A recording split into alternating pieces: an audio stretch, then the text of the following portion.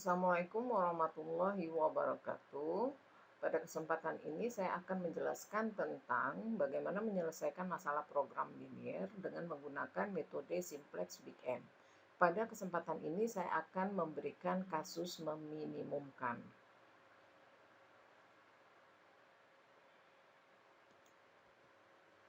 Nah, catatan sedikit tentang fungsi kendala. Jadi ini faktor kebiasaan. Jika semua fungsi kendala itu menggunakan persamaan kecil dari dan sama, maka variabel basis awalnya nanti itu adalah slack variabel dan penyelesaian solusi optimal untuk kasus seperti ini biasanya digunakan metode simplex biasa. Jika fungsi kendala menggunakan persamaan kecil dari dan sama dan besar dari dan sama dan ada juga fungsi kendala yang berupa persamaan, maka variabel basis awalnya adalah slack variabel dan variabel buatan atau artificial variable. Nah, penyelesaian solusi optimal untuk kasus seperti ini biasanya dilakukan dengan memilih antara metode Big M atau dua fase. Nah, jika fungsi kendala itu menggunakan persamaan kecil dari dan sama dan besar dari dan sama saja, jadi ada dua, tidak ada persamaannya, maka yang akan menjadi variabel basis awal itu adalah slack variabel saja.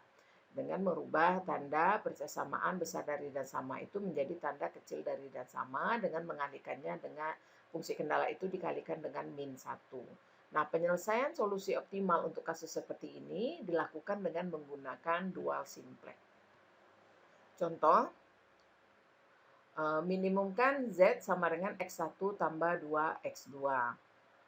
Nah, fungsi kendala yang diketahui adalah 3X1 ditambah X2 sama dengan 3, kemudian 4X1 ditambah 3X2 besar sama dengan 6, kemudian X1 tambah 2X2 kecil sama dengan 4, di mana X1 dan X2-nya besar sama dengan 0. Nah, pada contoh ini terdapat dua variabel X1 dan X2 dengan 3 fungsi kendala. Kemudian kita lihat di situ bentuk tanda hubungnya pertidaksamaannya ada kecil dari dan sama, ada besar dari dan sama, dan juga ada tanda persamaan.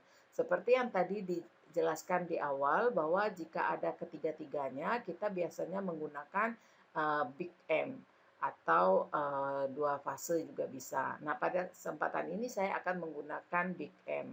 Jadi ini Big M yang kasusnya meminimumkan. Nah, apa langkah pertama yang harus kita lakukan? Yaitu kita mengubah fungsi kendala menjadi bentuk baku. Jadi 3X1 tambah X2 itu sama dengan 3, kita rubah menjadi bentuk baku dengan menambahkannya dengan artificial variable. Nah, artificial variable itu kita simbolkan dengan A1. Sehingga bentuk fungsi kendala pertama berubah menjadi 3X1 tambah X2 ditambah A1 sama dengan 3. Kemudian fungsi kendala kedua, karena tandanya besar dari dan sama, kita harus mengurangi fungsi kendala ini dengan variabel surplus. Nah, di sini saya kurangi dengan S1, berarti S1 itu variabel surplus. Kemudian, karena variabel surplus ini bisa saja nanti X1 dan X2-nya 0, kalau tidak ditambahkan dengan variabel buatan, maka bisa saja S1-nya menjadi negatif, sehingga ditambahlah dia dengan variabel buatan. Karena variabel buatan tadi sudah ada, yaitu A1, kita berikan simbol A2. Kemudian fungsi kendala ketiga, karena bentuknya kecil dari dan sama, kita harus menambahkannya dengan variabel slack.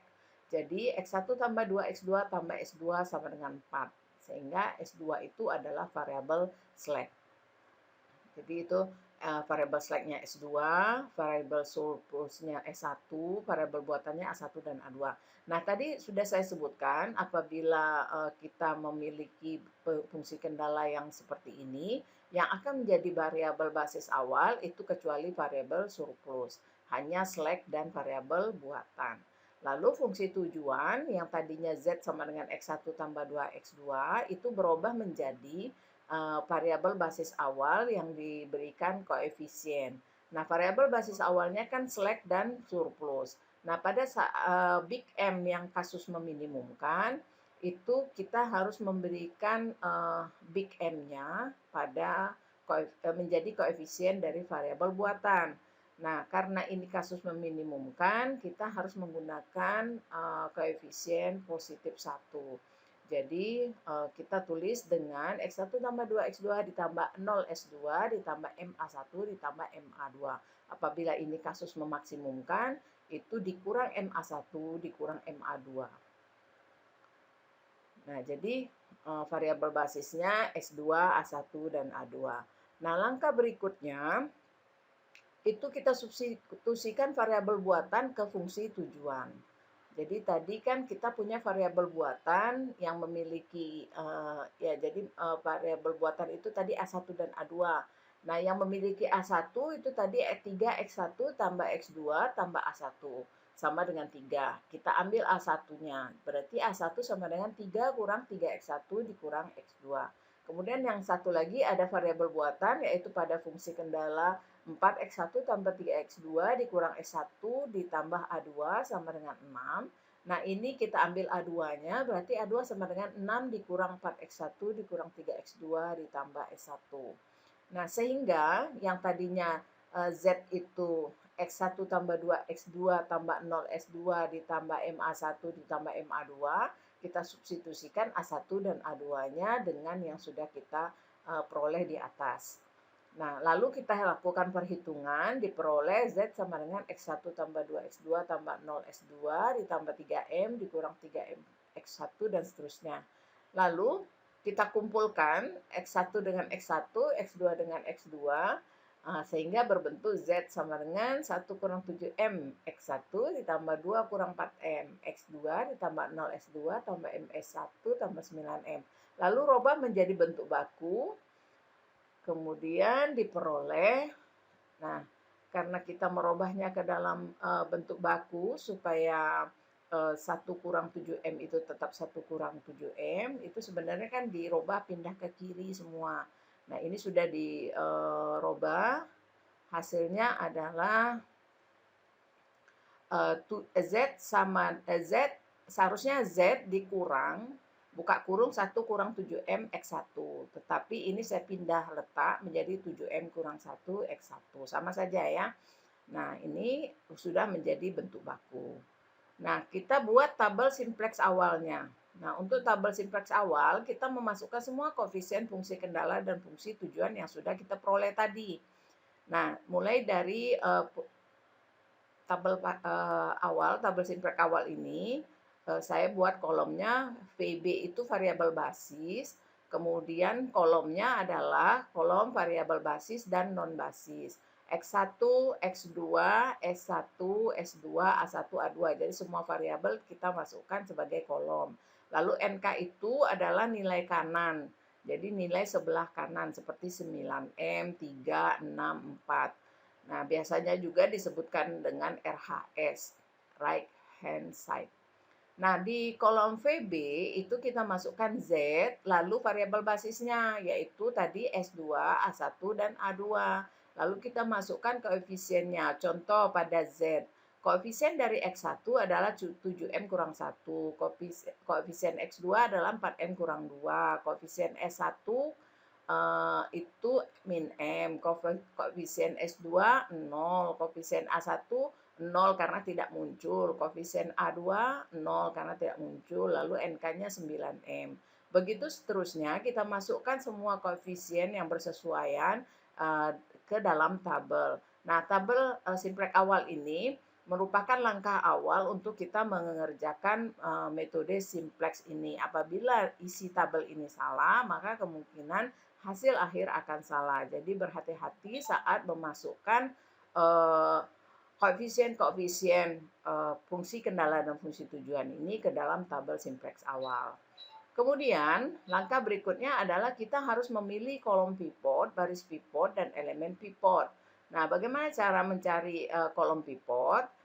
Kita perhatikan baris Z. Baris Z itu ada 7M kurang 1, 4M kurang 2, min M, dan 0. Nah, karena ini kasus meminimumkan, maka pilihlah pada baris Z itu bilangan yang sangat besar. Jadi, apabila masih ada bilangan positif di baris Z, maka tabel ini belum optimal. Nah, kita lihat pada kolom X1, masih ada 7M kurang 1 dan kolom X2 4M kurang 2. Ini adalah bilangan positif yang besar. karena M adalah bilangan positif yang sangat besar. Nah, 7M kurang 1 dengan 4M kurang 2, yang dipilih adalah 7M kurang 1, karena pada kolom X1 ini 7M kurang 1 adalah bilangan yang lebih besar dari 4M kurang 2. Berarti kolom pivot itu adalah kolom X1. Nah, X1 nanti berarti menjadi variabel masuk. Setelah kita memilih kolom pivot, kita harus memilih baris pivot.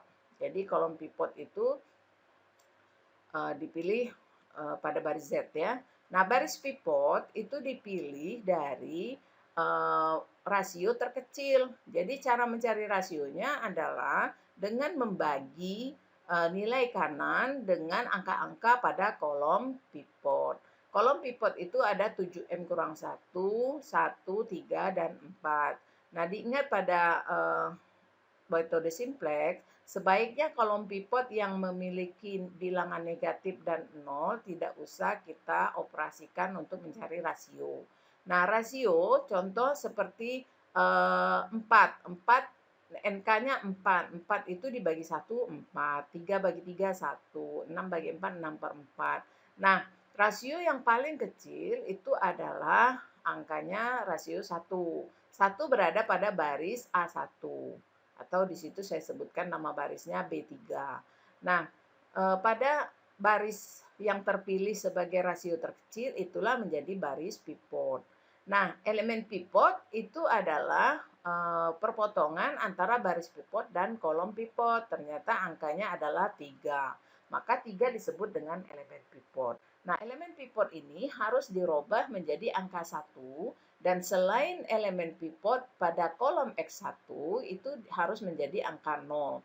Lalu baris A1 tadi, A1-nya itu yang variabel basis itu harus keluar dari tabel, yaitu diganti dengan X1. Maka A1 disebut variabel keluar. Sehingga tabel iterasi yang pertama, ini tadi saya pindah saja langsung dari tabel yang tadi, yang sebelumnya, supaya lebih mudah untuk melihat. Nah, tadi sudah diambil kolom pivot dan baris pivot, dan elemen pivotnya angka 3. Pada kolom X1 itu 3-nya harus menjadi 1 dan yang lain harus menjadi 0. Bagaimana caranya? Kita lakukan OBE.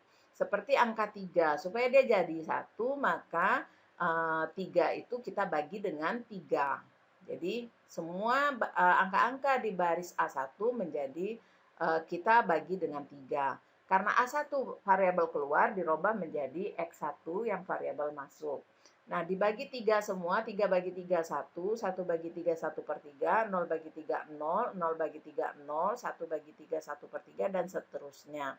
Nah, dengan menggunakan baris X1 yang baru ini, ubahlah semua baris yang sisanya menjadi 0 untuk kolom X1.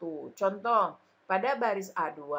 Baris A2 tadinya kan angkanya 4. Itu dirubah menjadi 0. Bagaimana caranya? Yaitu dengan baris keempat di atas, ya, di tabel atas, itu kan namanya B4, itu dikurangi dengan 4 dari baris ketiga aksen. Baris ketiga aksen itu yang mana? Baris ketiga aksen itu pada tabel di bawah ya. Jadi B3 aksen. Nah, lakukan OBE seperti itu, boleh diperiksa tabel ini. Nah, yang jelas kita harus merubah kolom X1 itu untuk elemen pivot dirubah menjadi angka 1, selain elemen pivot dirubah menjadi angka 0. Bagaimana caranya? Lakukan OBE. Nah, OBE-nya bagaimana? Ya terserah gimana baiknya supaya dia berubah. Tapi gunakanlah elemen pivot tadi. Nah, setelah diperoleh tabel yang pertama tadi, ini tabel yang saya pindahkan, kita pilih kembali kolom pivot. Mengapa harus dipilih kolom pivot? Karena kita perhatikan baris Z masih ada bilangan positif. Karena ini kasus meminimumkan, tidak ada elemen-elemen pada baris Z yang bilangan positif, harus negatif semua. Nah, karena ini masih ada pada kolom X2, yaitu baris Z-nya 5M kurang 5 per 3, ini bilangan positif yang besar. Nah, dia dipilih menjadi kolom pivot. Seperti tadi diulangi langkahnya, kita cari lagi baris pivot dengan membagi NK dengan angka-angka yang berada pada kolom pivot. Nah, terpilihlah ternyata eh, rasionya yang terkecil yaitu 6/5. Ya, jadi dipilih rasio yang terkecil. Rasio terkecilnya 6/5. Nah, berarti elemen pivotnya 5/3. Jadi sama langkahnya, diulangi lagi karena tabel yang didapatkan itu belum optimal. Jadi hal ini dilakukan berulang-ulang sampai optimal dengan tanda di angka-angka pada baris Z itu tidak ada lagi bilangan positif. Nah, sehingga diperolehlah tabel iterasi kedua, ya. Lalu bagaimana caranya elemen pivot berubah menjadi angka 1. X2 berubah menjadi X2 disebut variabel masuk dan A2 disebut variabel keluar. Nah, X2 itu berubah menjadi angka-angkanya 0, 0, 0, 1 karena 5/3 yang dirubah menjadi angka 1. Nah, OBE sudah saya tuliskan di sebelah kanannya, nanti bisa diperiksa bagaimana caranya sehingga mendapatkan angka-angka seperti itu. Nah, lakukan OBE dengan hati-hati, lalu harus ada perhitungannya supaya tidak salah menghitung. Karena ada satu saja angka yang salah, kita bisa keliru menarik kesimpulan. Nah, pada kolom X2, pada tabel yang di bawah itu sudah berubah menjadi 0001 dan A2 sebagai baris pivot itu menjadi variabel keluar ditukar dengan variabel masuknya yaitu X2. Nah, diperolehlah hasil seperti ini. Nah, kemudian kita lihat hasil berikutnya yaitu pada tabel iterasi kedua. Perhatikan baris Z. Nah, pada baris Z itu tidak ada lagi bilangan positif ya kecuali NK. NK tidak usah diperhatikan. Jadi baris Z itu tidak ada lagi bilangan negatif, maka disebut tabel ini sudah optimal. Nah, apa kesimpulannya? Kesimpulannya adalah nilai minimum yaitu Z sama dengan, perhatikan di kolom NK, Z sama dengan 3. Kemudian X1 itu sama dengan 3/5, X2 sama dengan 6/5, dan nilai slack sama dengan 1. Demikianlah penjelasan saya pada kali ini. Terima kasih atas perhatiannya. Assalamualaikum warahmatullahi wabarakatuh.